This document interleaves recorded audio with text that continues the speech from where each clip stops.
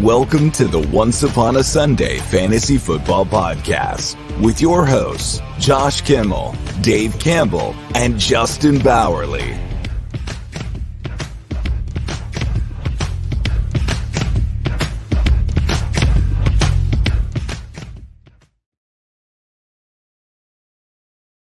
Upon a Sunday Fantasy Football Podcast. I am your host, Josh, and tonight we have an awesome show for you tonight. We are talking East Coast bias, of course, the NFC and AFC East. We have done the NFC and AFC North, and I believe the South in previous episodes, previous weeks. Go ahead and check those out if you have not yet. But we are locked into the East, and of course, we are the Fins Talk Sports Network, so we'll be talking a lot of Tua, a lot of Dolphins players. So all you people tune in to the Fins Talk Sports Network YouTube page. Make sure you stay around because we all will be talking a lot of Miami Dolphins today. Before I get any further into the episode, let's bring in my special guest. Just kidding. My co-host, my friend, my one and only Justin Bowerly, the guy who puts the wind to my sails, right? You are the one who motivates me to get to this show every single week. So I want to let you know that. I texted you that before, but I want everyone to know. You are my one. That's so sweet of you. You are my I replaced Dave. Wow. Dave Nobody can replace Dave. Nobody can replace Dave. Yeah. Dave's not here tonight, guys. Dirtbag Dave is not here tonight, unfortunately. Not sure what he's doing, but more important things, I guess, over there. He's not preseason. He holds out. No, he comes in for the big shows. He comes in for the shows that matter. He's the CD Lamb of the show. And he does LOL at us. Hey, Dave, you coming to work today? LOL. LOL. Hey, Dave. That's true. Hey, Dave. That's true. I'm not joking. Like, he does that. Hey, Dave, what's your show ideas for Wednesday night? We're doing sleepers. Cool. Yeah, that means I'm going to sleep. That's literally his response. You know what's really funny?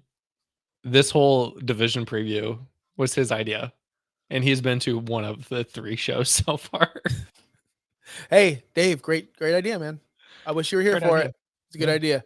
No, we do miss Dave. He'll be a regular, of course, once we get into the season. But without further ado, man, let's bring in our special guest, our newest contributor to the show. He's been behind the scenes for a little bit. He's in our group. He's in a group chat with us. All right, that's big. Dave didn't. He's gonna be so mad. Dave didn't get into a group chat with us, and he's been on OUS before Justin. He was day one. Me and him were we were the day one guys, and he wasn't even in the group chat until about a month ago. So, Derek, welcome. He's about to leave the group chat because he's getting rid of that phone. So it's the best thing. Yeah, I don't know how I get promoted to wind in your sales or whatever that was about Justin, but I'll work on that.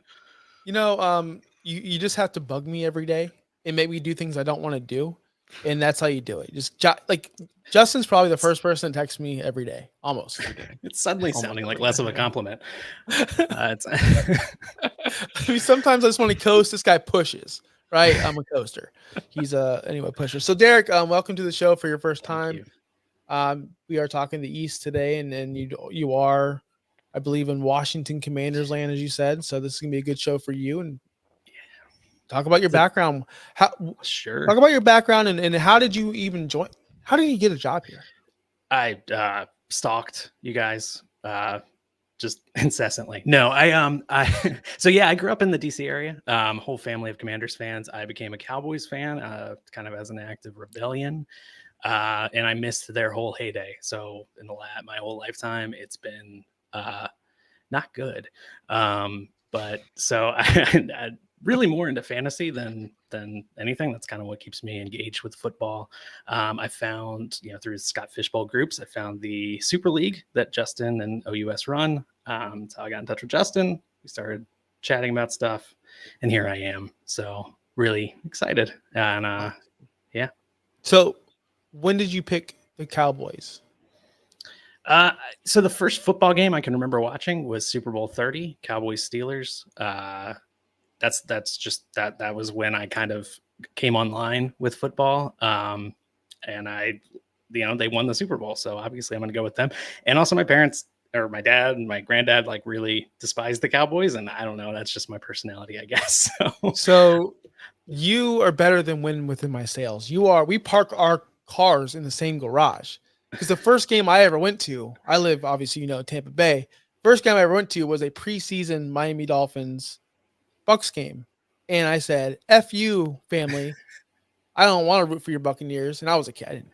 whatever. But I was always defiant. I still am defiant to this day, and I rooted for the Dolphins, and that's why, the only reason why, and I've stuck with them my entire life. So similar to all of you guys in a way. Don't try to be cool, Justin. No, I grew up in a Packers household. My dad's is a big Packers fan before the Colts like even moved to Indianapolis, and my wife is from Chicago. And I may have showed up to Thanksgiving one year when the Bears and Packers were playing on Thanksgiving in a Matt Forte jersey. There you go. I'd never seen my dad than me. Well, had you been a Packers fan, I don't know if I'd be here because I would be sick of talking about Jordan Love. So that is well, now you just got Anthony Richardson. So yeah, but he's more fun. I don't know. Okay. So now that we have an introduction out of the way, do we have any news? I'm sure there's a lot of news, right? I mean, yes.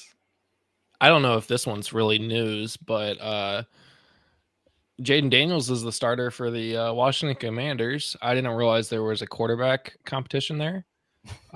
So that is something. But yeah, he competed with Marcus Mariota, and now he's the starting quarterback. So is that news? Good. Like that? I think the other one's more news. This one? Yeah, I think that's more news. Yeah, as of today, Bo Nix is the starting quarterback for the Denver Broncos. If you watch the 2 preseason games, he looks a lot better against the second and third string than Jared Stidham did. So Stidham summer is over. I was picking him up in all of the dynasty leagues I'm in, all for naught, unless Bo Nix was that sneaky late super flex rookie draft pick that people were like, it was late, like 111, sometimes even 202. It was kind of ridiculous. And I'm like, y'all didn't learn with Justin Herbert when he fell, or CJ Stroud, or any other quarterbacks that you may have let fall in your super. Dude, quarterbacks are king. Y'all should snatch them up before you're drafting Jalen Wright or whoever else you thought was going to be Keon Coleman. Like, you should be drafting these quarterback in super flex leagues. And this is proof why. Like, this is going to be a starting quarterback for the Denver Broncos. And it's not like you're getting a 22-year-old like you would in like JJ either. Like Derek said in our group chat earlier, he's only 6 months younger than Zach Wilson. He's been in college for probably as long as you need to be to get a doctorate. I mean, this dude has been in college of his life. I was in high school, I think. So, yeah, he is more. He's probably one of the more developed quarterbacks that came out in the rookie draft this year. And he's he's on a team that whose head coach develops quarterbacks really well. I mean, we saw what Drew Brees was with Sean Payton. Not saying Bo Nix is going to be Drew Brees, but I would assume that he's going to do well with the Denver Broncos and no supporting cast. Yeah, and he's already shown that he can adjust to switching systems. He transferred in college. He went from Auburn to Oregon. So he can pick up a new. I mean, those are college systems, definitely not as complex as Sean Payton's system, but I don't know. I feel like he looks well adjusted already. He looks very comfortable playing in preseason. So yeah, I'm rooting for the 24-year-old rookie. Yeah, I'm rooting for the 24-year-old rookie. This guy's barely younger than he's barely younger than producer Jacob is. Like, yeah, he's not quite Brandon Whedon old, but he is on the older. Brandon was what, 28, 27? I was going to bring up Chris Winkie, right? Wasn't Chris Winkie old when he came out? Or Winkie. I mean, he won the Heisman at like 25, 26. So yeah, he was pretty old. So anyway, okay, so that's the news, and I'm going to bring this up real quick. We are going to talk about the East, and we're going to transition right into quarterbacks, and Bo Nix is on my mind. Bo Nix is still on my mind. So let's take this news and transition it to the quarterbacks of the East. If you take Bo Nix and you place him in a similar role in the East, replace any quarterback, where do you think Bo Nix would fit best at? And where do you think he'd fit worst at? In the East. Yeah. Pop quiz. Giants.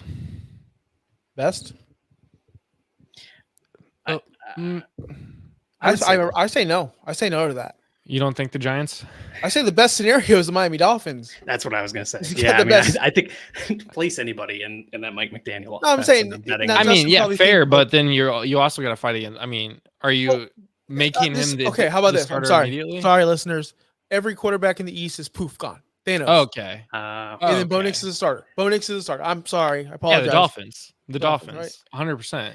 Yeah, Tyreek Hill and Jalen Waddle. I mean, to throw the ball to. I mean, Great personnel, The only great other system. team that could potentially hold value would be the Eagles, with Saquon Barkley, Devonta Smith, AJ Brown, Dallas Goedert, that offensive line. Like that would be the only other team that I would probably say the Eagles over the Dolphins. Okay. Now that's I'm still going- established. You still say going the Eagles. Dolphins. Okay, you say Dolphins. Okay, now that's established. It's established now. I'm going to transition to somewhere else. Now we have Jalen Hurts, who we have as the top quarterback in the East in fantasy wise going into the 2024 season.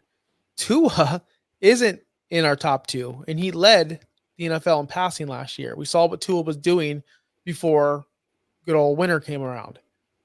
So that being said, why is there such a big disparity between drafting Jalen Hurts so high? And I believe too, I don't have the ADP in front of me, but I'm sure it's a lot lower than what Jalen Hurts is. Why do we have this big gap here? What to you guys? What is this huge gap? Tua is currently QB 14. I think the major gap that you're seeing in fantasy football in general is if you're not scoring a crap ton of touchdowns like through the air, you're scoring a crap ton of touchdowns on the ground.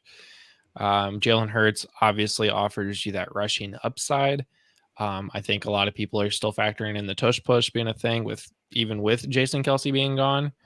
I'm curious how that does for Jalen Hurts this year. We've talked about it in the Saquon Barkley versus Bijan debate as well with Jalen Hurts. But to me, it's the rushing upside. I don't see Tua having that same rushing upside as Jalen Hurts.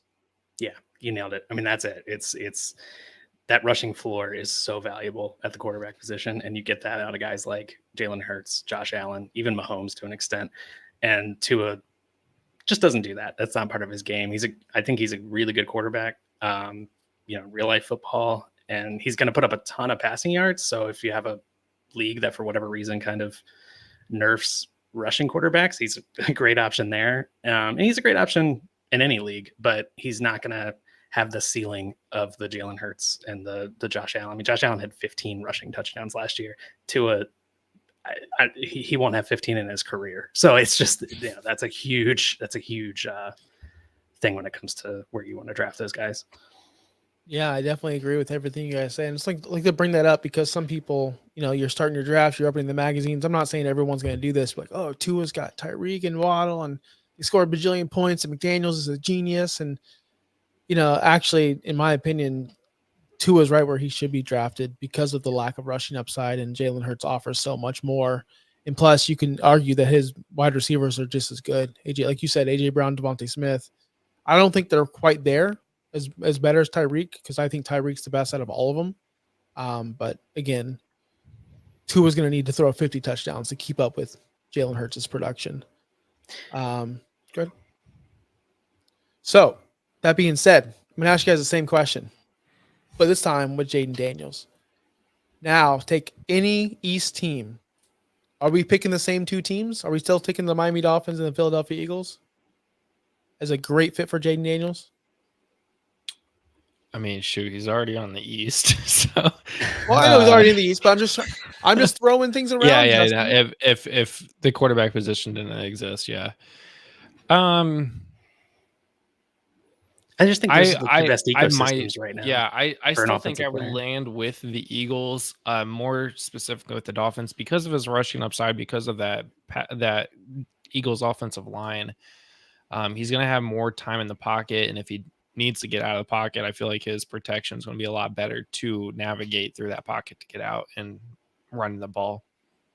Right. Okay. All right. No, that's a layup, guys. Don't give me this sass. Listen, there's people out there that might not know this information and see what's going on here. So that being said, with Jaden Daniels, Derek, I'm going to go to you. You're in Washington Commander land. Do you think his ADP value is rated from a scale of 1 to 5, like super awesome, super? I think it's about right. He's a guy I don't mind reaching for just because I feel like his we just talked about rushing upside. I think he has it. I really like what the Commanders did this offseason. I like their coaching hires. I like the guys they've brought in. Austin Eckler's a good veteran presence in that huddle. They've beefed up the offensive line a little bit. So I think a lot of things are being put in place that should help Jaden Daniels succeed. My big fear with him was he took a huge leap from his second to last year in college to his last year, the year he won the Heisman. And, we need to see if that was real and if that's going to continue at the next level. But yeah, I mean, I think he's got some good weapons and he can run really well. He's a little slight of frame, so injuries are going to be a concern. With any kind of running quarterback, that's a thing. But I like Jaden Daniels a lot, and I think where his ADP is earned, and I may even reach for him in some places. Gosh, he's going 12, quarterback 12. Justin, that's bananas. But look at who's around him, though. I mean, there's two who we just talked about. Another rookie, Caleb Williams, Jared Goff is below him, Trevor Lawrence, Justin Herbert. Who among those guys would you say you're taking over Daniels? Caleb. If I'm going to be honest with you guys, yeah, Caleb would be the only one that I would maybe consider. And that you're looking at a preference. Do you believe Jaden's setup is going to be better than what Caleb has? I mean, Caleb has literally everything in the world he needs to succeed his rookie season. So, and he's looked great. Like he's made some great plays in the preseason. If you listen to the show ever, when we talk about rookies, we all know I prefer Jaden Daniels over Caleb Williams. But yeah, I would reach for him to be a QB1 on my team. I'm trying to get him literally anywhere I possibly can.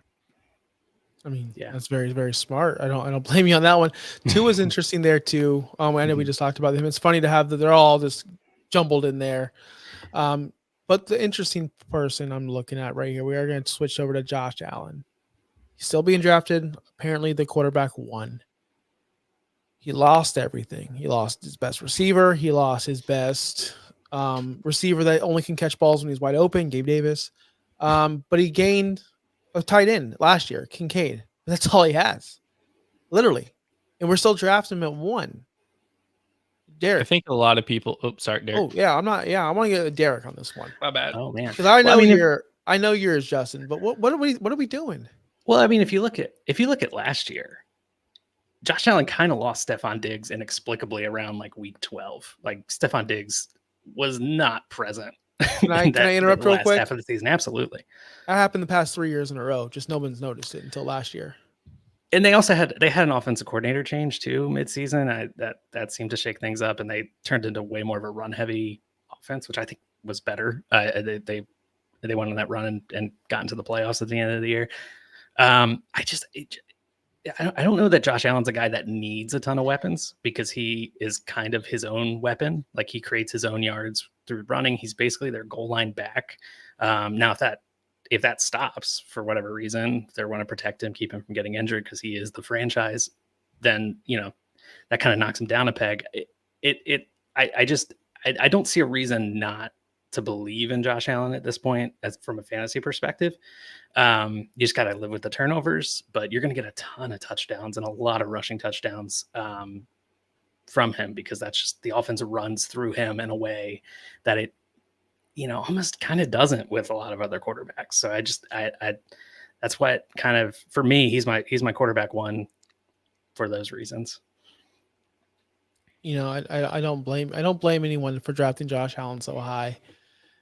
I look at Josh Allen before Diggs.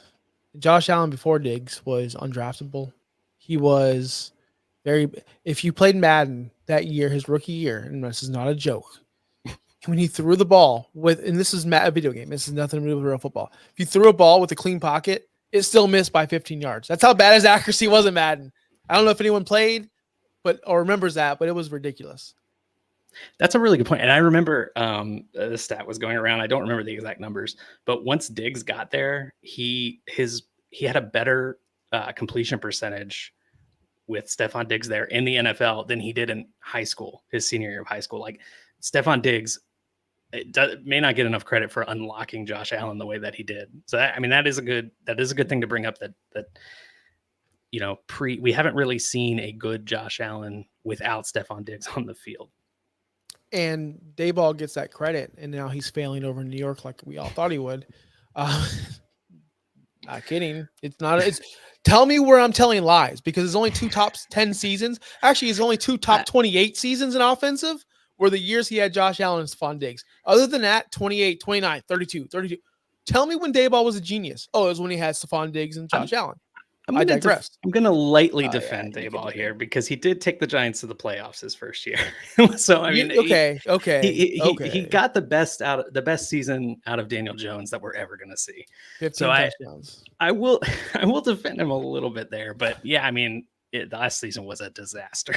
So it's all okay. So yes, so 2018-2019, Josh Allen had 52.8% and 58.8% completion percentage. When he got Diggs, skyrocketed up to 69%. Then it went down to 63, 66. We always say like, a quarterback can make a wide receiver. I'm not saying this is the case for Josh Allen, but we did see a situation where a wide receiver actually improved the quarterback play. You can say it was either Diggs or Dayball or whatever you can say. Doesn't matter at this point. We're going to find out who the real Josh Allen is this year. And if he's still the same Josh Allen who's running for 15, 12, 10 touchdowns, then yes, he's worth this pick. But if he's not getting you double-digit points or double-digit touchdowns, and he's not giving you the 700 rushing yards, I don't think he's the number 1 quarterback in the NFL. And we can all agree with that. The whole thing is he going to make do with Dawson Knox, Kincaid, Curtis Samuel, Keon Coleman? Tom Brady, some years did not do that. And Tom Brady's the GOAT. And that's a Dolphins fan saying that was hard for me to say. I don't think Josh Allen's the GOAT. Like, I just don't see it happening. But I do see him being very fantasy relevant, just not the 1. I think that's a fair argument. And that's why I kind of like to look at things in terms of like tiers. And I kind of see, Allen, Hurts, Mahomes kind of as a tier. And if you like one of those guys over the other, I'm not going to argue too hard with you. The other thing about Josh Allen that should be mentioned is, according to Fantasy Pros, he has the toughest schedule this year for a fantasy quarterback. I mean, a lot of things change with defenses from year to year. So, who knows if that winds up being true, but it's not a good omen, going into that year. He has to play the Jets twice. Jets are a tough pass defense. So, yeah, there are a lot of reasons to maybe bump up a guy like Jalen Hurts over Josh Allen this year. Justin, we've seen, and this is a quarterback in the West, but we've seen the hate with Justin Herbert. He lost Keenan Allen and Mike Williams and Austin Eckler. He didn't plummet just a couple spots. He plummeted to the ground. A lot, yeah. To the ground. I think he plummeted because he took a step back because of the offense, for one. But with Keenan Allen, with Austin Eckler, with Mike Williams, he had all these players around him, and they still plummeted. The Chargers were still bad. We don't see these same kind of questions with Patrick Mahomes. Like, we're not asking who's he throwing the ball to other than Kelsey. Like, who is he throwing the ball to other than Kelsey? Like, Rice, maybe. Like, we don't know.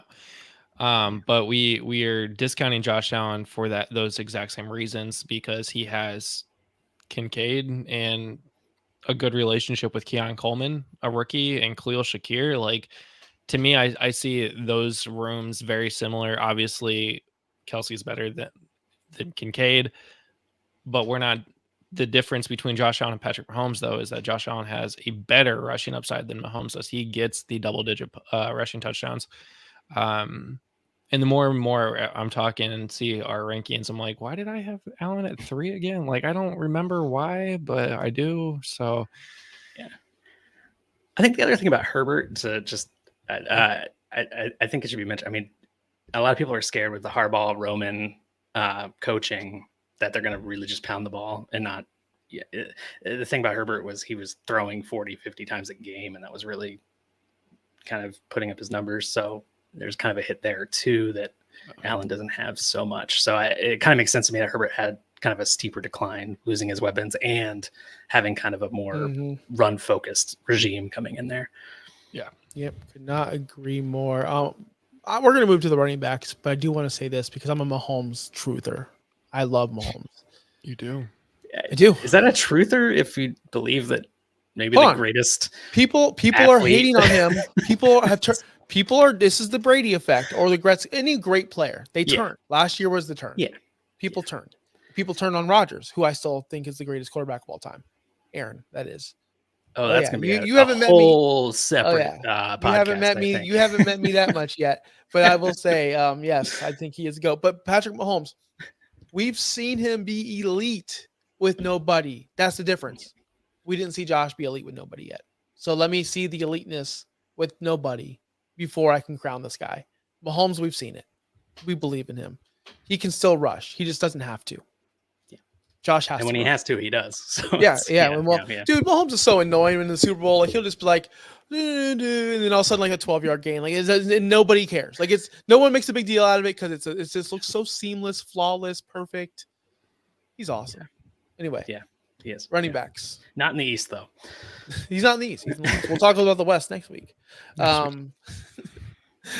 The running backs, we have two studs. We have Breece Hall and we have Saquon Barkley are the top two running backs. I have no problem with that. I think these guys are elite, both first-round picks in all of your redraft, non-superflex leagues. Injury history with both. Both play in Saquon moved to Philadelphia. Jeez, I forgot about that. So just now. Just kidding. I'm just kidding. What? Just kidding. I'm just kidding. We did have a whole thing on Saquon in our Guillotine League. Thanks you guys for joining so much. Do you guys think Saquon's safe this year? Is he like a safe pick this year? Is he safe? I mean, is he safe? Do we Saquon, believe in right? Saquon? Like, yeah. I mean, he's fine. Safe. Like, I'm not taking him like top 6, but like I'll take him like late first, early second. I think he's going about where I would expect. I think he's running behind a better offensive line, which is nice, and there will be less of an emphasis on him in the offense. With the Giants, he was the only threat in that offense for the last at least 2 years. So the defense was totally keyed on everything he was doing. He was getting hit very early in his runs. I don't see that as much, and having the run pass option and the read option, I think those plays, I think Hurts and Saquon will work together really well with that. I think the volume will go down, but I think the efficiency might go up. And I think that will lead to kind of what we're used to seeing in terms of where Saquon ends up at the end of the year. I like how you say that. Saquon. Yeah, I like that. Saquon. So, yeah, I like that. So the other receiver we have, or the other running back we have listed as our top guy is Breece Hall. Heard a stat today from Dirtbag Dave. Thank you for the contribution, buddy. Breece Hall had 1 carry inside the 5. And then I said, Dave, how many times did the Jets get inside the 5 last year? So like could be one time. One time. He's 100%.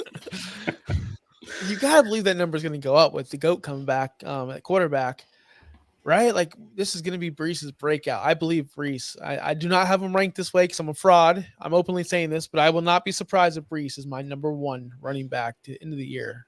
Overall, I think Breece is going to be great. I mean, Breece was great with Garrett Wilson. So I mean, you mean Zach Wilson? Zach Wilson. I bet you they'd have. Well, he had Garrett Wilson too. I mean, he had Garrett Wilson also. So my statement is still correct. Yeah, I wouldn't be surprised if he finishes 1. I don't think he will, but I wouldn't be surprised. I mean, we saw what Aaron Jones could do with Aaron Rodgers. Yeah, Breece is he just makes the most out of every time he touches the ball, and that's I think what makes him special. And he likes Saquon.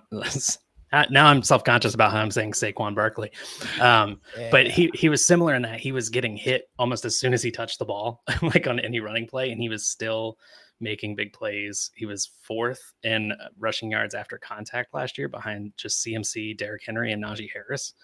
And I just think in an offense has the pass as an option this year, that'll take a lot of the pressure off of him. And I hope to see better volume and efficiency out of him this season. Yeah, I mean, I think he's a very talented player, and hopefully Aaron Rodgers being healthy elevates everyone in that offense.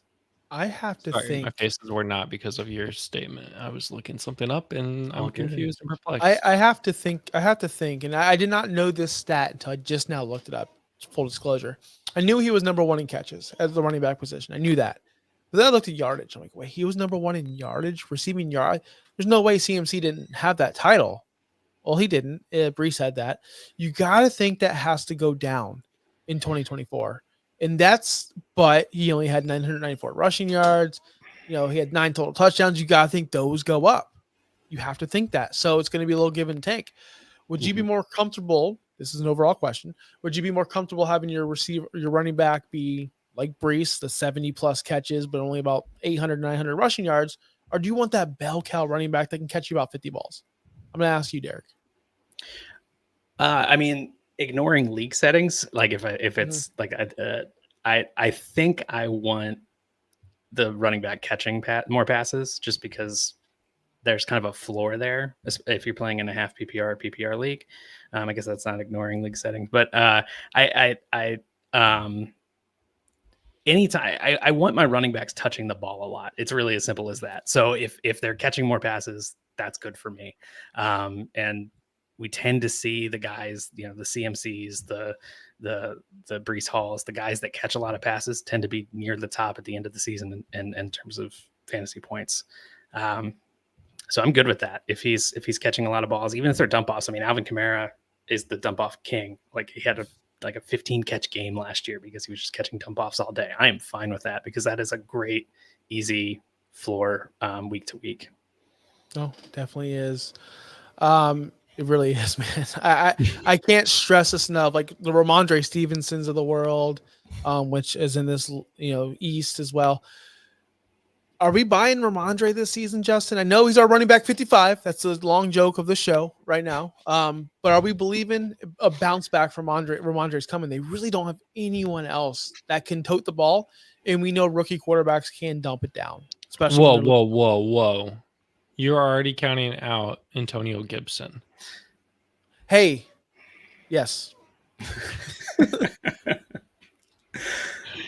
The famous commander, man. Like every year it was his year. He was every year it was CMC. He was the guy. His rookie year was really good, and then the next year, Ron Rivera put him back returning kickoffs, and it was like, what's happening? And he was like not touching the ball. His second year, RB12. Yeah, he was 1,000 yards. Yeah, no, I really like Antonio Gibson. And then I don't know what happened in 2022. And can save that for the sleeper when we're talking about sleepers, because I think Antonio Gibson. I mean, talking about guys who can catch the ball. He was a wide receiver in college and then converted running back in the NFL. So like he has that skill set. I think I like that backfield a lot. I'm getting Ramondre Stevenson in a lot of leagues because a lot of people are passing on him, and I'm happy to take him on because I think the volume is going to be there. I think people are still thinking this is going to be the same old Patriots that we've seen the last couple of years, and that may not be the case. Who knows? It could be they could have a high-powered offense this year.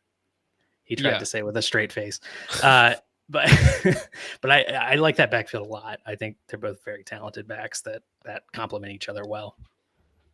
I'm the one that's passing on Ramondre Stevenson every time, so that Derek can draft him. I didn't believe in him last year. I don't believe in him this year. All right. I don't think I will. All right. You're the worst for me. I am the worst. You are the worst. RB, I'm not going to say 55. I'm going to be realistic. He will finish RB 33. You're the worst. I love him. Last question on quarterback or running backs. Gosh, I can't get my positions right. There are two eyesores. There's more than that. But there's two major eyesores at this running back position throughout the NFC and AFC East. That is the Dallas Cowboys and the Washington Commanders. I think it's gross. I think if you roster Zeke Elliott or Brian Robinson Jr., you are gross. You are just give up. Just throw in the towel. So you gave me the old man, Derek. You gave me the old man. I'm assuming it's for gross. Brian. I'm assuming it's for gross. Brian Robinson. Tell me where I'm wrong on Brian Robinson. Tell me what am I missing? I like Brian Robinson a lot. There was a time briefly, it was brief, but there was a brief time last year where he was RB1 in fantasy football. It was like week 4. It was like and week he 4, was playing quarter, really quarter well. 2, like that one He run. kind of fell off. But I think he's a really talented back that can. I mean, he was kind. I don't want to compare him to Breece Hall because he's obviously not to that point. But what I liked about him is that in situations where he shouldn't be gaining any yards, he was gaining 5, he was gaining 10, he was breaking off big plays. And that's kind of what you want in a running back in a offense that may be suboptimal, is a guy that can kind of create his own yardage. And I kind of saw that last year with Brian Robinson. The guy I didn't see it with at all in LA was Austin Eckler. He was only getting what was blocked for him, wasn't breaking away from anybody. I like him from a real football perspective. I think he adds a lot of veteran leadership to that team and will be there to kind of, I think he'll have some good contributions from a real football perspective for that team, but I just don't see it for fantasy. But Brian Robinson, I'm all aboard for that. Okay. He's another guy I'm getting a lot because people are passing on him, and Zeke's another one. I just someone's got to run the ball in that offense, right? Is it going to be Rico Dowdle? Maybe, but I'm going to bet on Zeke to fall into the end zone a couple of times. We need a garbage man soundbite for Derek when he comes in. That's pretty good. Yeah. Give me all them garbage running backs, baby. Yeah. I want that. Give me that 10 points a week. Right? No. It can, you know what? Something can be said about that, because when you have a constant running back like a Brian Robinson, who's getting you a constant 15 to 17 opportunities, whether it be on the ground or in the passing attack, and he's going to score you those double-digit points with an opportunity to fall in the end zone, that's all you really want from your running back too, in reality. And that's what these guys are. So let's be serious real quick, and I'm being dead serious. That is what you expect. You want your running back 1 to be that, unless you go 0 running back, but you want the running back 1 to be your guy, and then just whoever in running back 2, and as long as they get you double-digit points in PPR, I think that's a success. I mean, you really can't ask for much more for Brian Robinson if he's going to get you that 15, 18 carries. I'm really worried about Eckler, even though he is washed, but he could come in there and steal something, at least at the beginning of the season. He's definitely going to get touches of some sort. Yeah. So that is going to pull from Robinson, and he may be the lead back. Who knows what they're going to plan to do in that offense. So that is a risky proposition with Robinson. Yep. You look at who's. Oh, sorry. Go ahead. Oh no. Go ahead. I was going to say. I mean, you look at the guys being drafted around him. You got in terms of ADP behind Robinson, you got Nick Chubb, Devin Singletary, Jalen Warren, Eckler, Brooks, Edwards. Like, who among those guys? I like Jalen Warren a lot, so maybe I put him over there. But the guys getting taken behind Robinson, I don't love them. So, I'm kind of. Yep. On board if he's there at that point in the draft. Can't hate it. We're going to move on to the wide receiver group, because that's a lot of receivers. We have a lot of guys here. We're not going to be here. We're not going to be here forever. We're going to be here for a little bit, and it's going to be a good time, guys. Just Justin, could you just ruin the mood? Right? We're vibing. Well, I was going to come in with like a really hot take for the year for like a huge bold prediction. Let's do it about Ezekiel Elliott. Ezekiel. Oh. Saquon and Ezekiel. He is going to be Zeke is going to finish 4th in rushing on the Cowboys this year. All right, I'm trying to think who the other Dak. Are you saying Dak will have more than Rico, Dak, and CeeDee Lamb? Oh, CeeDee Lamb. With it. All right, we should move on. All right. Speaking of CeeDee Lamb, he'll be 3rd in rushing. Let's meet this guy. Tyreek Hill. We have Tyreek Hill, CeeDee Lamb, AJ Brown, and Garrett Wilson as our top 4. Yeah, he just removed himself. In the position group, there are I believe the East is wide receiver territory. There's so many. Like, we couldn't list them all. Derek, out of all these guys I just named, AJ Brown, I'm going to leave Garrett Wilson out because I think he's not in the same tier as these guys, obviously. AJ Brown, CeeDee Lamb, Tyreek Hill. Are you worried about any of these guys going into the season, especially with either holdout, injury, anything? Are you worried about, are these guys bulletproof? I love CeeDee Lamb, but I do worry with the holdout situation, him not getting reps, not getting conditioned. It could kind of leak into the season. I don't think there's any worry in him not playing. I think he'll suit up week 1. But you got to worry about soft tissue injury when guys aren't getting the reps in preseason. You got to worry about conditioning. He may have to come out on more plays than usual for the first chunk of the season. I think that's a legitimate concern with CeeDee Lamb. Hopefully they get that contract situated. In terms of Tyreek Hill, AJ Brown, I'm full gas on those guys. They're two of the best, most gifted wide receivers of this generation, honestly. So I have no concerns about either of them. Nice. What about you, Justin? Are those guys bulletproof to you too? I think they are. I know the soft issue is like not having reps in camp for CD. Okay. He's 25. This is the best shape of his entire life. Now, if I went an entire year without playing football and tried to step on the field, I'd probably tear something immediately. We are not the same breed though. So, speak for yourself. I mean, fair. I don't know you. CeeDee Lamb. I mean, we have CeeDee Lamb at wide receiver. Oh, yeah, I changed my rankings. I have him as wide receiver 2 this year. I'm not worried about CD.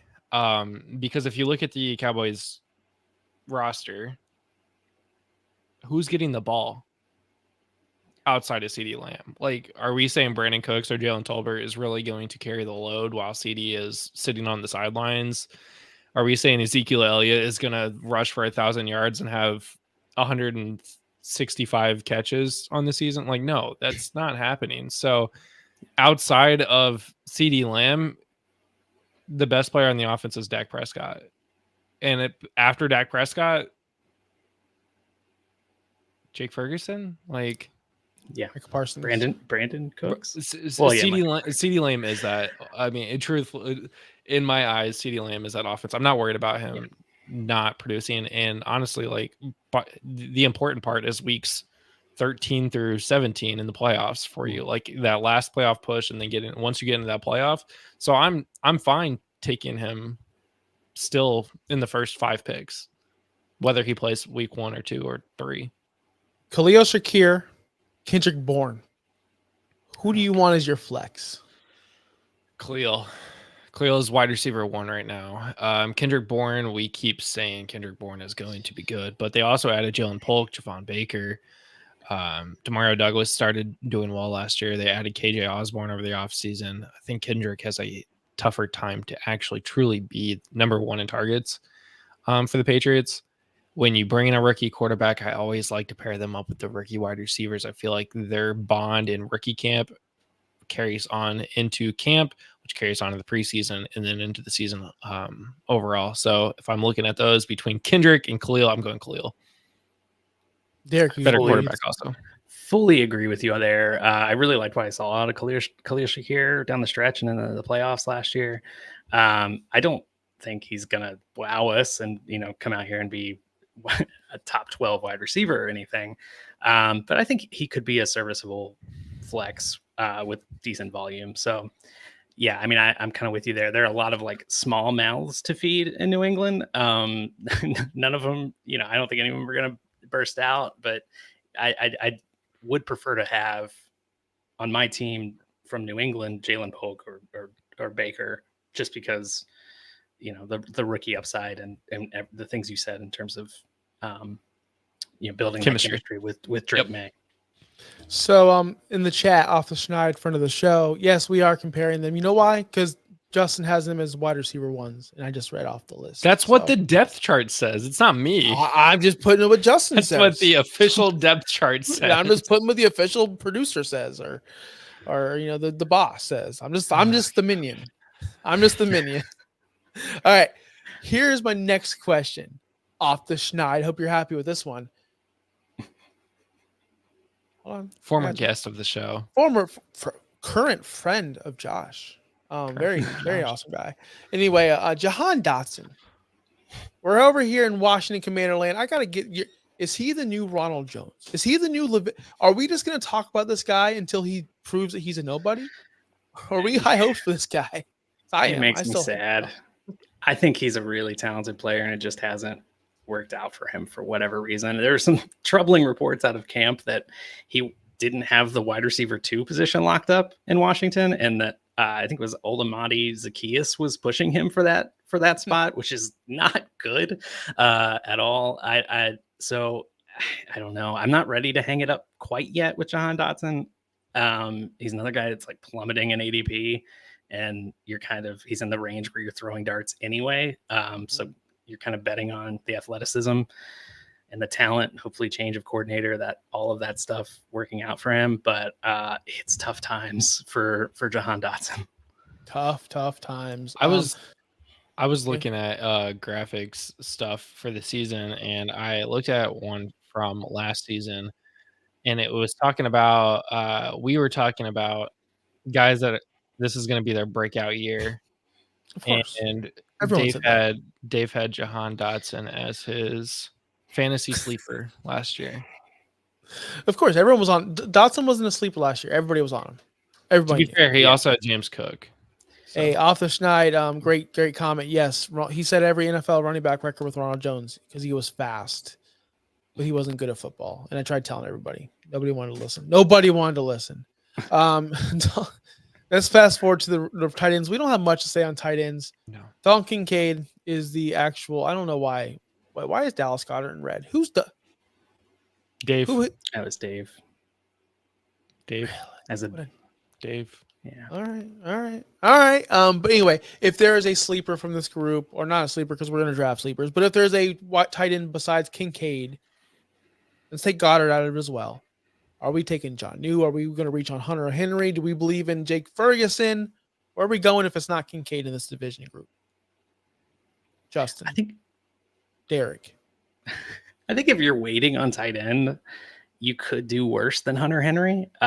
He's going like tight end, 18 or something. Like, who in that range are you going to bet on?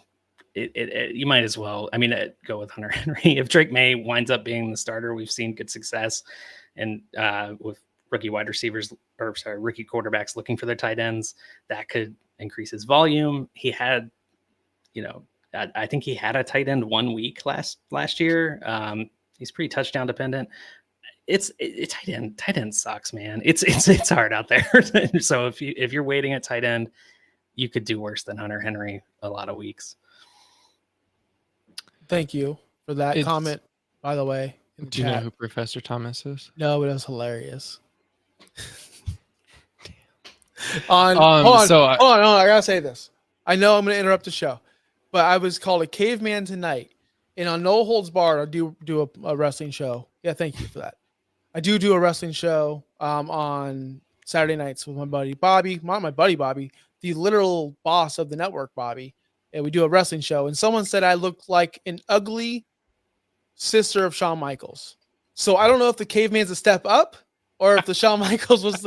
I don't know which one's the better of the two. Yikes. But I think I prefer the caveman over the Shawn Michaels sister. That's tough, man. Professor Thomas, you let me know which one is best. But thank you for watching. So Hunter Henry. Hunter Henry, currently ESPN doesn't even have him like ranked in ADP, which is interesting because they have Darren Waller's 31. So that's odd. I would rather have Hunter Henry. I would too. I'm going to go on record and say Hunter Henry will score more points than Darren Waller. Yeah. That's a bold take right there. I like it. Let's see how that works out. Hunter Henry is currently ADP 21. I'm going to reach one more spot and go ADP 22 with my boy Jonnu Smith in Miami. There we go. That's the answer. That's the correct answer. And now I have ruined my sleeper draft. Well, that's okay because we're going to get there soon. But first, we're going to skip. Like, this is fast forwarding. I got to go take a shower. Yeah, you do. Duds. We're talking NFC and AFC duds. We got one each. I'm going to let the guest start off first because I got to hear this. Who's your AFC or NFC East dud? I talked about him a little bit earlier. Unfortunately, it's Austin Eckler. I love the player. He's one of my favorite players, favorite running backs of the last decade. I think he's good for that team, as I've mentioned before. I just don't like him from a fantasy perspective this year. I think it's a weird, share with Brian Robinson in that backfield, and he's lost a step. I don't think you can objectively watch last season. There were reports he was injured most of the season. I don't know. He just looks like a 30-year-old running back. which is an old man for a running back, which makes me sad because he's younger than I am. But it's you look in that range of ADP, I'm taking almost every guy that's around him over him. It's just I feel like, as in terms of fantasy value, it might be over for Austin Eckler. That's sad. That makes me want to go cry. Wow. It really makes me want to cry. Like, why can't he be the guy who catches like a not just because? Why can't he be a Danny Woodhead? Why can't he be a guy who just catches 80 balls and just? Why can't he be a Jerick McKinnon? Why can't he be that? He can be, but I never really wanted those guys either. I just feel like that's a tough thing to rely on in that ADP range. You kind of want a guy looks like he's going running back 33 in ADP, so just outside of the RB2 range.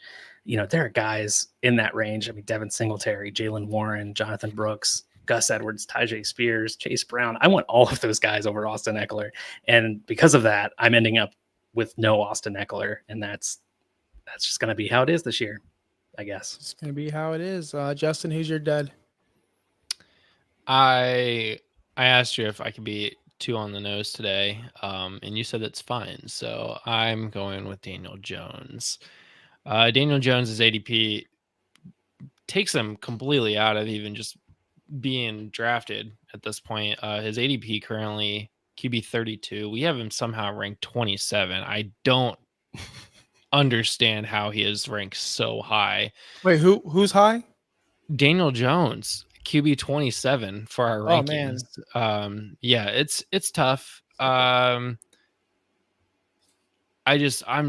don't want any piece of him. We talked about this extensively, but not over the air.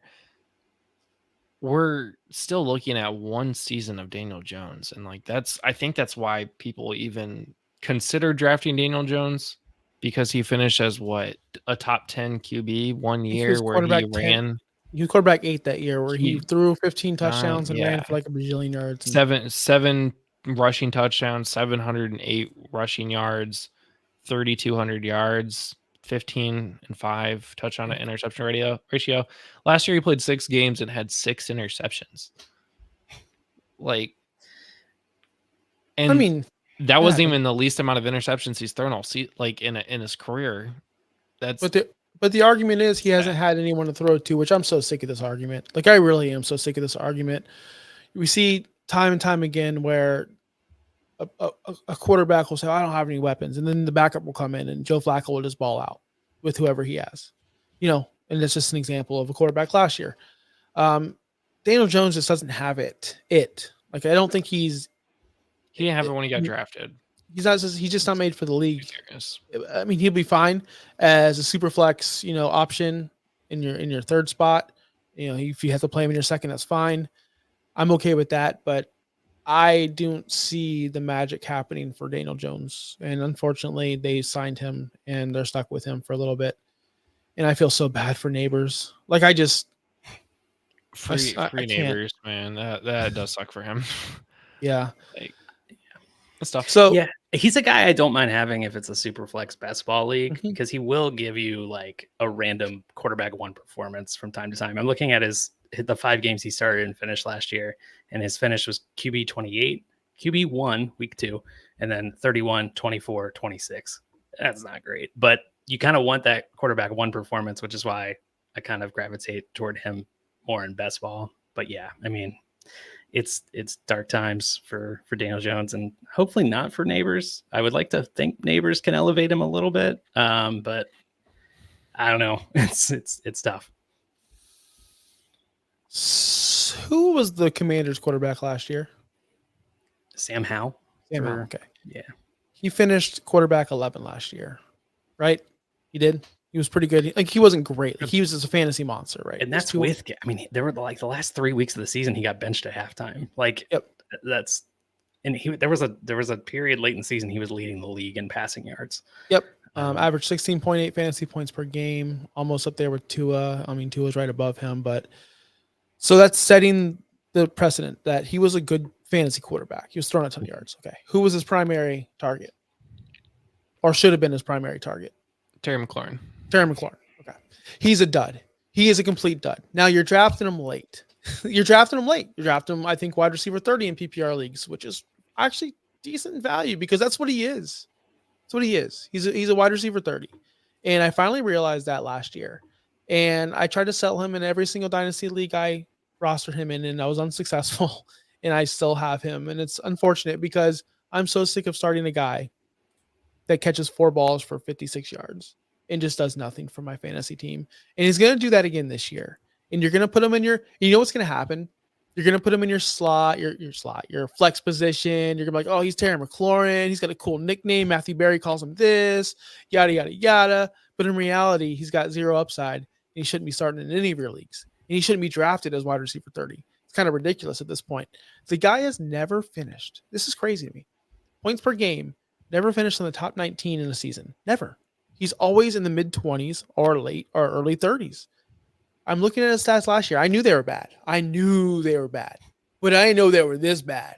Like, I didn't know I'm a wide receiver 47, half the season bad. Like, he was awful. And I don't see it getting better. Jaden Daniels is there.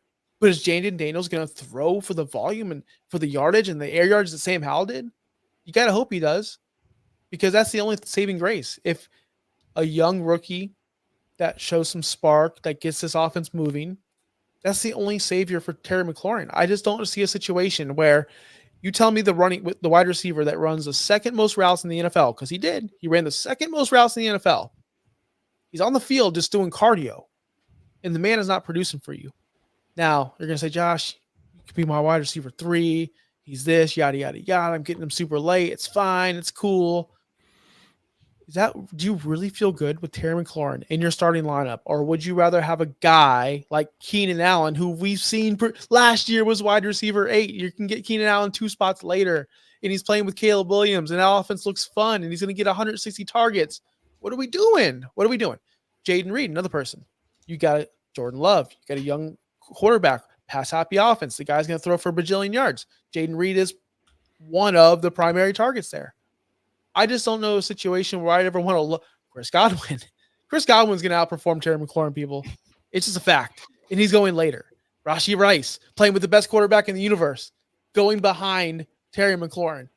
This guy is being majorly overdrafted, and that's sad because he's going wide receiver 30.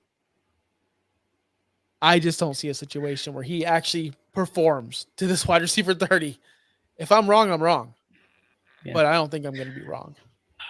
I have no arguments against that. I mean, and the thing that keeps me away from drafting Terry McLaurin the most is that the upside, like you said, is not there. Like, what's the highest we can imagine Terry McLaurin finishing a season? 24? Like, yeah. I mean, maybe 24. That's the number I had in my head. Also, it's still a starting wide receiver in fantasy. Yes, absolutely.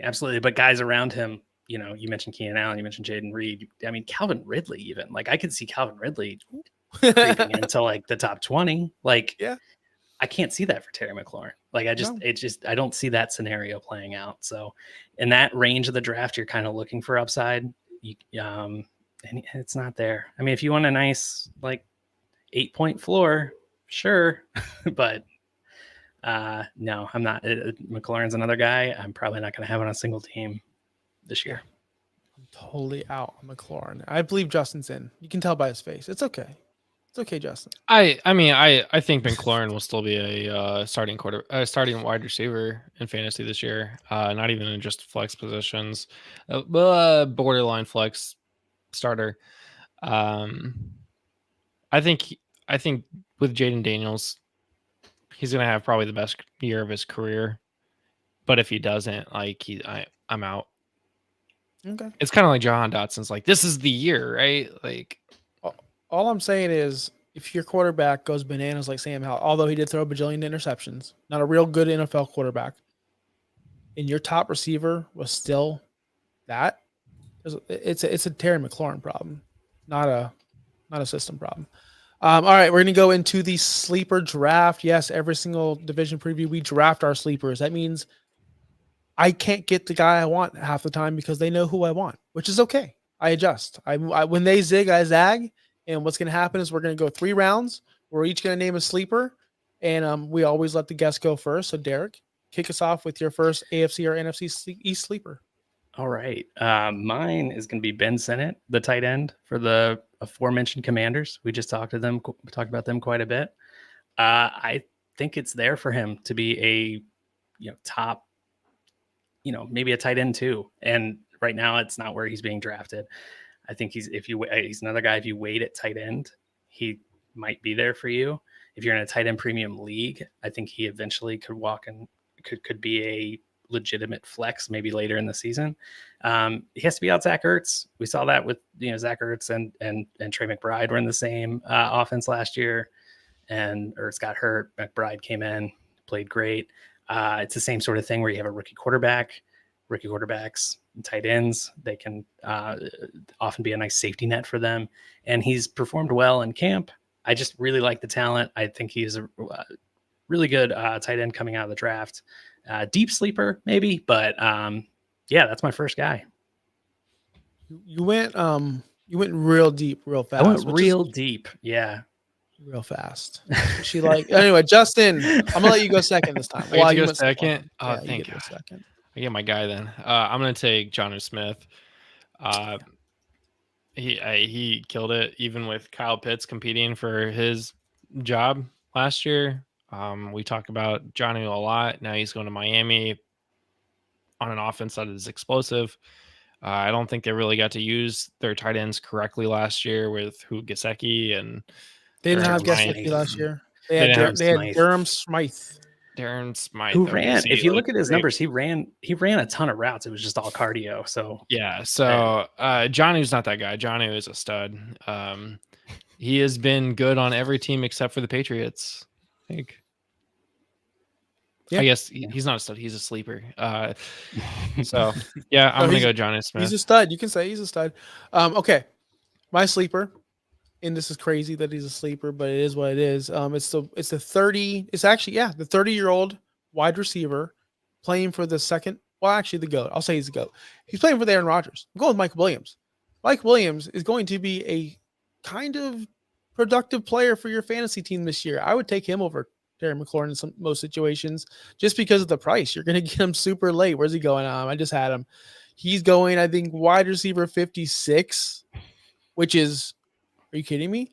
When this guy's healthy, I know when he's healthy, but when he's healthy, he's a beast. He's a monster. He makes amazing contested catches. And I think Aaron Rodgers can give him the ball. His last full season, which was 2021, he had 1,100 yards. 2022, he came back with 895, but he also can score touchdowns. And he's going to be a red zone threat for that team. Garrett Wilson is the offense and Brees is the offense. But there's going to be a situation where Mike Williams does take over games. And I do think he's an interesting play, especially when he gets a good matchup. So Mike Williams is going to be my first sleeper. Yeah, and Aaron Rodgers has always been a guy that spreads the ball around. So I don't think that'll be an offense where only one guy can produce. But health's obviously the biggest question mark. That's why he is deflated. But I think that's a good pick. All right, back to you because we go linear. Back to me. Oh, linear draft. Give me. I don't want to go too deep this time, but maybe Jalen Polk. And really, I might cheat. Can I cheat and go Polk or Baker? Because we don't. All right, I'm gonna plant a flag on Polk. Then I just think someone has to emerge out of that cluster of wide receivers. I choose Polk. I liked what he did in Washington in college. He's good size. He runs good routes. And he's had a chance to build that chemistry with the rookie quarterback. We're still waiting to see who the QB1 for that team is going to be. It might be Brissett to start, but that's a good veteran. He's a veteran quarterback who can operate an NFL offense. We've seen that with him for years. So give me Jalen Polk. I'm going to take a chance on a rookie late in the draft, a guy that could emerge as the top target getter in an NFL offense. Give me that all day, that late in the draft. I didn't even think about this. This is Jacoby Brissett's second time around as a Patriot and could be the starting quarterback again for one single game again. He was the guy that we were just talking about Sam Howell getting benched. It was Brissett that was coming in those games, right? And he played pretty well, honestly. He played behind Andrew Luck. He's played behind Tom Brady. He's played behind Jimmy Garoppolo. Some really good players just never had that shot. Well, he did have the shot in Indy, but he failed it. So fumbled it hardcore. Okay, my next sleeper here, I'm going to go with Braylon Allen. I know he's got to compete with Breece Hall, but that dude is a monster. A running back that I wish that he would have landed at Indy for a real 1-2 punch with Jonathan Taylor, but he ended up with the Jets. I think he has a shot to actually get some red zone targets. He's going to be able to be I think he could be a good third down back, and get touches that way so that they can preserve Breece Hall on first and second down. Braylon Allen is just a monster that can run through a brick wall. It's definitely a stretch, hopefully for a good flex position later on. But yeah, I'm going to take Braylon Allen.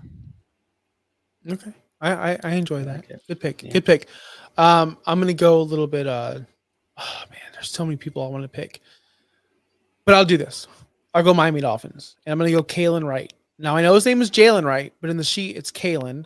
So I'm definitely, on your players, on your thing, it says Kalen Wright. It literally says on this thing right here. Oh yeah. I mess. Jacob I kid. that. I can Hey, I confirm can't that even take a shower. Okay, it's okay that I can't write either. I don't know how to shower. I don't know how to write. Jacob wrote that. I'm going to blame that on him since he's I don't here. use soap. By the way, that's the joke for one person that's going to listen to this. I don't like soap. Jalen Wright is my sleeper because I do believe the injury bug is real, and I do believe Mostert overproduced, and I don't think obviously Mostert's not going to ever do that again. That was ridiculous. He put up the same kind of touchdown production that Jamal Williams had back in Detroit, and no one's bringing that up ever. I think I'm the only person in the world that's bringing that up, but be that as may, people are still liking Devon A-Chain, and they think that he's a superstar, and he is. He's great. We haven't seen more than 3 games, and I want to see more than 3 games. It'd be nice to see more than 3 games. I do think this is an offense that's going to run through the gamut of running backs. We're going to see every running back start. We're going to see every single, even good old Jeff Wilson, I believe, will have his opportunity, and I think it's going to be annoying, and I do think Jalen Wright's going to be a starter in your fantasy world at least 1, 2, or 3 weeks into the season. And that's what the running backs do. These late round running backs, you're looking for these spot starts. And if you can, I don't want to say draft Jalen Wright, just keep him on your watch list. That's all I'm saying. Back to you, Derek. Yeah, I love Jalen Wright. He was one of my favorite running backs in my dynasty leagues. He was a guy I was targeting a lot. I think his measurables are phenomenal. They have so much speed in Miami. It's just not fair. And teams have a hard time matching up with it. Are we going to third round with the sleepers? Or third round? Yeah. All right. Round. 3 rounds. All right. Man, I went so deep with the first one. I like Curtis Samuel in Buffalo. I think if someone's going to emerge and be kind of a weekly fantasy viable guy, it could be him. The biggest thing with him is every time he's gotten going, he's gotten hurt, and hopefully that doesn't happen. You can't predict injuries really. And you're getting him late enough where you can kind of take on that risk. Someone's going to have to get yards and touchdowns in Buffalo. It might as well be Curtis Samuel. And he's a guy that's shown that he can also run the football. You can use him in multiple looks, kind of like I don't want to compare him to Deebo Samuel because that's what everyone does with any kind of running back or any kind of wide receiver that runs the ball. But he kind of has that, I guess they call him like the Joker player, like the position where they kind of move around the field and get the ball in a lot of different looks. So I'd take a chance on Curtis Samuel if he's there. Really athletic guy, good offense, good quarterback. You could do worse late in your draft. He had 91 targets last year for Sam Howell. So I was trying to think. I was looking at the roster, like who was Sam Howell throwing the ball to other than Terry McLaurin, and it was Curtis Samuel and Logan Thomas. Weirdly, I forgot to mention that my Ben Sinnott, fourth in receiving. But anyway. Okay. So it's back to me. I am going to go with the guy who I really want to pick one of your guys' duds, but I won't. Pick him. No, because I'm going to pick Antonio Gibson because I think he's going to have a pretty solid year. This is the year. For what? Yeah. Where's he What do we- landing? Where are you having his finish be? I'm gonna Ahead of say Ramondre okay. Stevenson? So let's see. I said RB 33 for Ramondre. Gibson finished 39 behind. Stop moving my microphone, dude.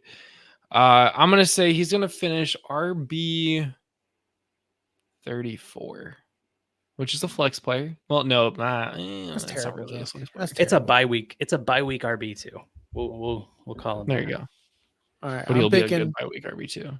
this guy right here. My last pick is going to win you leagues. It's going to literally win you leagues, especially in super flex leagues, because I'm going quarterback. We always get a quarterback in on these sleepers because we always assume the backup's the most popular player in the league, right? We always want the backups in. Going Drew Lock. I'm going Drew Lock out of New York, the New York G-Men. I believe he unlocks. He unlocks neighbors. Are you drafting Drew Lock in a short bench? I'm not saying we're drafting him. I'm not drafting any of these guys. I'm not drafting Jalen Wright. Who's my other sleeper? I'm not drafting the other guy I said. Who's the other? Mike Williams? I'm drafting Mike him. Williams. You might draft Mike Williams. Josh Wingate doesn't understand that the Denver Broncos play in the West, not the East. Josh, we're doing AFC and NFC East previews. So Drew Lock. I remember last year, and this is just off of one game, and I might have been on some alcohol. I said Drew Lock just won himself a starting job because he played really well for like one quarter, and I remember that very distinctly. And I think it was against the Cowboys, right?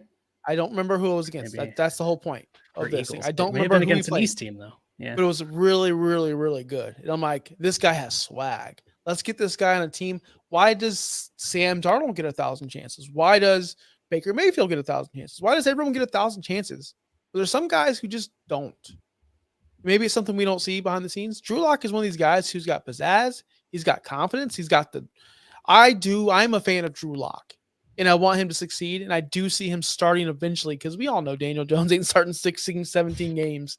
And when Drew Lock comes in, he's going to unlock neighbors, and we're going to have fun. So give me some Drew Lock, especially in all my Superflex Dynasty leagues. I'm trying to get him everywhere. There you go. All right. There's our sleepers. There's our sleepers, guys. There's our show. The AFC and NFC East breakdown. Next week, we will be talking the West. Josh, so come back for the Bo Nixes of the world and the Justin Herberts and the Hollywood Browns, right? We're going to talk a lot about the West. I just named like everyone on the Chiefs, so I can name some more players on the West. Who's on the West? Chargers. Gardner Rams. Minshew. Gardner Minshew. I'm wearing my Gardner Minshew jersey. Next Quentin week. Johnson. Oh, Joshua Palmer. That's Palmer. next week's show. That's next week's show. Next week's show, we're just going to name players. That's all we're doing. No analysis. Just, you know what? Who's good? Antonio Gates. Like, we just spent an hour just naming random players on the West. And rank Mitchell. Anyway, thanks for Isaac everyone that watches, Correndo. everyone that's commented on the show. Josh, thanks for showing up late. Off the schneid, you're my homie, real one right there. Professor Thomas, appreciate your contribution as well. Thank you for liking the show. Thank you for subscribing. Make sure you hit that alert because next week we'll be going live. And guess what, guys? Derek is going to be on the show a little bit more. He's going to show his face. He's also a big contributor behind the scenes. He's going to be cutting up our videos. He's, like I said, he's in a group chat. He'll be ranking players. He got access to our rankings and he trashed us. He literally trashed us at day one. And I'm like, who the fuck is this guy? He opened the rankings and he was like, hold on, guys. That's like, all. you guys are stupid. Well, someone had Josh Allen as number 5 in Dynasty. Four. I can't. 4. Was it 4? Oh, Dynasty. I didn't even look at Dynasty. I think it was Dynasty. Yeah. I don't know. I need to 5. look at those rankings. It wasn't Anyway, me. that's a I different can tell show. you, But it wasn't me. I can tell you that. Sean, I just want to thank Sean out there too. He does some behind the scenes work. You might see his face pop up on the show. Make sure you comment on the show. Who was the best sleeper? Who did the best? Who did the best draft? I think it was me. Also comment, do I need a shower? Because I need to know. Because I really need to know. That was hurtful to that guy. Jeez, the internet's really, really not hurtful. nice. Call to action. Like, subscribe, share. Tell your friends about it. The fantasy season's right around the corner. Do not let your local radio stations tell you to draft your local team players because it could be messy. Make sure you follow us right? You got people telling people to draft Kate Otten over here in Tampa over Kyle Pitts. I heard you. That was ridiculous. So don't do that. Don't be that guy. Watch our show. Follow us on Twitter. Follow us on X, OUSFFpod.com. Follow Derek. Derek, where are you on Twitter? Derek Adam Thomas. That's just my name. That's where I am on most. With one R. With one R. He's a very simple guy. That's why we like him so much. Justin, you can follow him. Yeah. Same thing for Justin. Justin Bowerly. Very simple. Follow him on Twitter. Guys, I didn't hit this button, Justin. No, you didn't. I was waiting. I was like, oh, he's going to talk a while. Okay. There it is. I have a lot to say. And some of it's nonsense. Some of it has to deal with wrestling. Some has to deal with this, that, and this, and that. But guys, we'll be here next week for the AFC and NFC West. Derek, thank you so much. It's been a blast. I hope we didn't Don't quit. Absolutely not. No. Okay. All right. Just checking. Justin, don't leave me. We'll see. Till next week, guys. We're out of here. Peace. Thanks for listening. Be sure to like and subscribe wherever you watch or listen to podcasts. Follow on X and Instagram at OUSFFPOD. We'll be back next week for more ways to win your league.